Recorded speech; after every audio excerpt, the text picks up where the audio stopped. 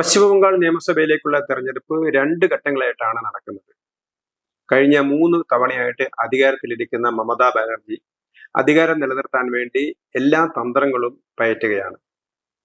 നമുക്കറിയാം, പശ്ചിമബംഗാളിലെ ഭരണകക്ഷികളുടെ അത് ആദ്യ കാലഘട്ടങ്ങളിൽ കോൺഗ്രസ് ആണ്, പിന്നീട് അത് CPM ആയിരുന്നു, പിന്നീട് അത് തൃണമൂൽ കോൺഗ്രസ് ആയി. ഈ 3 പേരും അവരുടെ ഏറ്റവും വലിയ ആയുധമായി പ്രയോഗിക്കുന്നത് ന്യൂനപക്ഷ പ്രീണനമാണ്.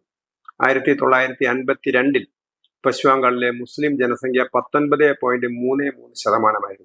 എന്നാൽ ഇപ്പോഴത് 33% മാറിയിരിക്കുന്നു. പശ്ചിമബംഗാളിലെ കോൺഗ്രസിൽ നിന്ന് മുസ്ലിങ്ങൾ അകലുന്നത് 1970 കൂടിയാണ്. അപ്പോഴാണ് CPM അവിടെ ശക്തി പ്രാപിക്കുന്നതും അധികാരം പിടിച്ചെടുക്കുന്നത്. പിന്നീട് CPM ആയി ബംഗാളിലെ മുസ്ലിങ്ങളുടെ ആശ്രയ കേന്ദ്രമായിട്ട് മാറിയത്. വ്യാപകമായ തോതിൽ മുസ്ലിം പ്രീണനം നടത്താൻ CPM ശ്രമിക്കുകയും ചെയ്തു. അവരതിൽ വിജയിക്കുകയും ചെയ്തു. CPM അധികാരത്തിൽ വന്ന സമയത്ത് മുസ്ലിങ്ങൾക്ക് വേണ്ടി ചെയ്തൊരു കാര്യം, അവർ പ്രത്യേകം ഒരു സർക്കുലർ ഇറക്കി എന്നുള്ളതാണ്. പാഠപുസ്തകങ്ങൾ ഒരിക്കലും മുമ്പുണ്ടായിരുന്ന ഇസ്ലാമിക ആക്രമണങ്ങളെ കുറിച്ച് സൂചിപ്പിക്കാനേ പാടില്ല എന്ന ഔദ്യോഗികമായ ഉത്തരവാണ് CPM സർക്കാർ ഇറക്കിയത്. ഈ സമയത്തൊക്കെ ബംഗാളിലെ മുസ്ലിം പാർട്ടികളൊക്കെ തന്നെ CPM-നെ സഹായിക്കുകയായിരുന്നു ചെയ്തിരുന്നത്. വോട്ടർ പട്ടികയിൽ ബംഗ്ലാദേശി പൗരന്മാരൊക്കെ കടന്നു കയറിയത് CPM-ന്റെ കാലഘട്ടത്തിലാണ്.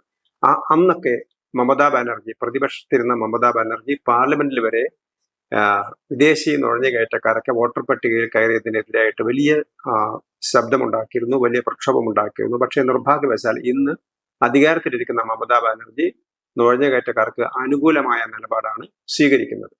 പശ്ചിമബംഗാളിൽ ആദ്യ കാലഘട്ടങ്ങളിൽ അധികാരത്തിലുണ്ടായിരുന്ന കോൺഗ്രസ് സർക്കാർ ഹിന്ദു മാരേജ് ആക്ട് കൊണ്ടുവന്നെങ്കിലും അവർ മുഹമ്മദൻസ് ലോയിൽ തൊടാൻ തയ്യാറായിരുന്നില്ല. അത് തന്നെയായിരുന്നു അവരുടെ ആദ്യത്തെ ഇരട്ടത്താപ്പ്. CPM ആകട്ടെ ഭൂപരിഷ്കരണത്തിന്റെ പേരിൽ പരമാവധി മുസ്ലിങ്ങൾക്ക് സ്ഥലം കിട്ടാനുള്ള നടപടികളൊക്കെയാണ് ചെയ്തിരുന്നത്. കോൺഗ്രസ് കാലഘട്ടത്തിൽ മദ്രസകൾക്ക് കാര്യമായ തോതിൽ ഫണ്ട് സമാഹരണം നടത്തുകയും അതേപോലെ തന്നെ വഖഫ് കമ്മിറ്റികളിലൊക്കെ തന്നെ പരമാവധി കയറിക്കൂടാൻ അവർ ശ്രമിക്കുകയും ചെയ്തു. ഒരു ഭാഗത്ത് മുസ്ലിം പ്രീണനം നടത്തുന്ന സമയത്ത് മുസ്ലിങ്ങളിലെ പുരോഗമനകാരിയായിരുന്ന ബംഗ്ലാദേശിലെ എഴുത്തുകാരി തസ്ലിമ നസ്രീമിനെതിരായ നിലപാടാണ് പശ്ചിമബംഗാളിലെ ഇടതുപക്ഷ സർക്കാർ. ഒരു ഭാഗത്ത് പുരോഗമനവാദികളെന്ന് അവകാശപ്പെടുന്നവർ തസ്ലിമ നസ്രീനെതിരായ നിലപാടുകളാണ് അവർ എടുത്തിരുന്നത്. ഇതൊക്കെ തന്നെ പശ്ചിമബംഗാളിലെ മുസ്ലിം മതമൗലികവാദത്തെ പ്രീണിപ്പിക്കാൻ വേണ്ടിയായിരുന്നു. മുസ്ലിങ്ങൾക്ക് ഏറ്റവും അനുകൂലമായ നിലപാട് സ്വീകരിച്ചത് ഇടതുപക്ഷ ഗവൺമെന്റാണ്.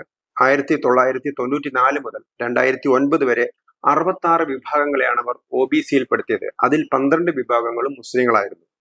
ഭരണഘടനാപരമായിട്ട് മുസ്ലിങ്ങൾക്ക് സംവരണത്തിന് അർഹതയില്ല, അല്ലെങ്കിൽ മതപരമായ സംവരണമല്ല ഇന്ത്യയിൽ ഉള്ളത് എന്നുള്ളത് എല്ലാവർക്കും അറിയാവുന്നതാണ്. പക്ഷെ അതിനെ മറികടന്നുകൊണ്ടാണ് ഇവർ OBC-യിൽ 12 വിഭാഗങ്ങളെ പെടുത്തിയിരുന്നത്. 2010 വീണ്ടും അവർ കൂടുതൽ മുസ്ലിം വിഭാഗങ്ങളെ OBC-യിൽ പെടുത്തുകയാണ് ചെയ്തത്.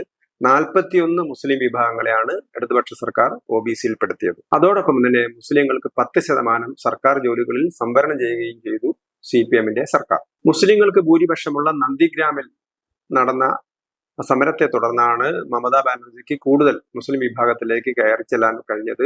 നന്ദിഗ്രാം സംഭവത്തോടുകൂടി ബംഗാളിലെ മുസ്ലിങ്ങൾ പൂർണ്ണമായിട്ടും ഇടതുപക്ഷത്തിനെതിരാവും. ഒടുവിൽ ഇടതുപക്ഷ സർക്കാരിന് അധികാരം വിട്ടൊഴിയേണ്ടി വരികയും ചെയ്തു.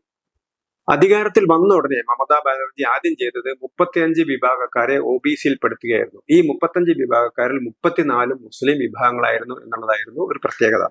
മുസ്ലിം പുരോഹിതന്മാർക്കൊക്കെ ഓണററിയം നൽകാനും മമതാ ബാനർജി തീരുമാനിച്ചു. ഒരു ഭാഗത്ത് ഹിന്ദുക്കളുടെ ഘോഷയാത്രകൾക്ക് നേരെ നിരന്തരമായ ആക്രമണം നടന്ന സമയത്ത് അതിനൊന്നും മതിയായ സംരക്ഷണം നൽകുന്നതിൽ പരാജയപ്പെട്ട മമതാ ബാനർജിയുടെ സർക്കാർ പരമാവധി മുസ്ലിം പ്രീണനം നടത്താനാണ് ശ്രമിച്ചത്. അങ്ങനെ ഒരു മുസ്ലിം വോട്ട് ബാങ്ക് രൂപപ്പെടുത്തിയെടുക്കുന്നതിൽ മമതാ ബാനർജി വിജയിക്കുകയും ചെയ്തു. മുസ്ലിങ്ങളെ കുറിച്ച് മമതാ ബാനർജി പറഞ്ഞത്, അത് ഒരു പാൽ തരുന്ന പശുവാണ്. പാൽ തരുന്ന പശു ചിലപ്പോഴൊക്കെ നമ്മളെ ചവിട്ടുകയും ചെയ്യും, അതൊക്കെ സഹിച്ചു കൊള്ളണം എന്നാണ് മമതാ ബാനർജി പറഞ്ഞത്.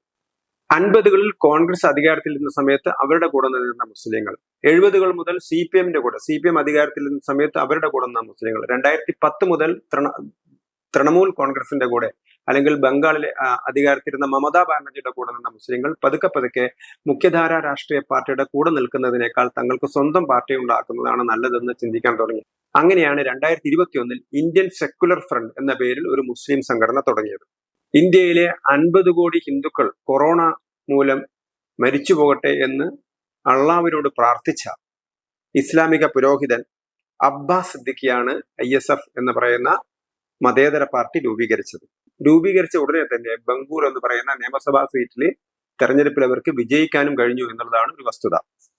ഈ സമയത്താണ് ഓൾ ഇന്ത്യ ഇത്തിഹാദുൽ മുജാഹിദീൻ നേതാവ് ഒവൈസി തന്റെ പാർട്ടിയുമായിട്ട് ബംഗാളിലേക്ക് കടന്നു ചെല്ലുന്നത്.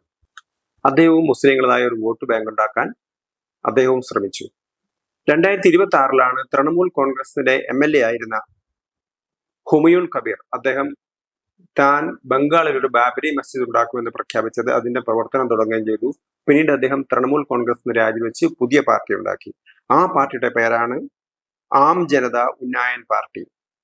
ഏറ്റവും രസകരമായ വസ്തുത, ഈ 3 പാർട്ടികളും ഇപ്പോൾ ഒരുമിച്ച് പ്രവർത്തിക്കാൻ പോകുന്നു എന്നുള്ളതാണ്. അതായത് ഇതുവരെ പശ്ചിമ ബംഗാളിലെ മുസ്ലിങ്ങൾ വിവിധ മുഖ്യധാര പാർട്ടികളെ കൂടെ നിന്നിരുന്നെങ്കിൽ ഇപ്പോൾ അവർ പ്രത്യേക പാർട്ടി ഉണ്ടാക്കിയിരിക്കുകയാണ്. നമുക്കറിയാം 294 അംഗ പശ്ചിമ ബംഗാൾ നിയമസഭയിലെ 85 സീറ്റുകളിൽ മുസ്ലിങ്ങൾ വളരെയധികം നിർണായകമായ സ്വാധീനമാണ് അവർക്കുള്ളത്. ഒന്നുകിൽ അവർ 40% അതിലധികമോ മുസ്ലിം ജനസംഖ്യയുള്ള മണ്ഡലങ്ങളാണ് 85 എണ്ണം. ഈ 85 മണ്ഡലങ്ങളിൽ 75ലും ജയിച്ചിരുന്നത് തൃണമൂൽ കോൺഗ്രസ് ആണ്. എന്നാൽ ഈ തെരഞ്ഞെടുപ്പിൽ, ഇത്തവണത്തെ നിയമസഭാ തെരഞ്ഞെടുപ്പിൽ മുഖ്യധാര രാഷ്ട്രീയ പാർട്ടികളെ പിന്തുണയ്ക്കുന്നതിന് പകരം മുസ്ലിം സംഘടനകൾ ഒരുമിച്ചിരുന്ന് മത്സരിക്കാനാണ് തീരുമാനിച്ചിരിക്കുന്നത്. അങ്ങനെയാണെങ്കിൽ 85 മുസ്ലിം ഭൂരിപക്ഷ സീറ്റുകളിൽ 75 എണ്ണത്തിലും വിജയിച്ച തൃണമൂൽ കോൺഗ്രസിന് ശക്തമായ തിരിച്ചടിയാണ് ഉണ്ടാവാൻ പോകുന്നത്.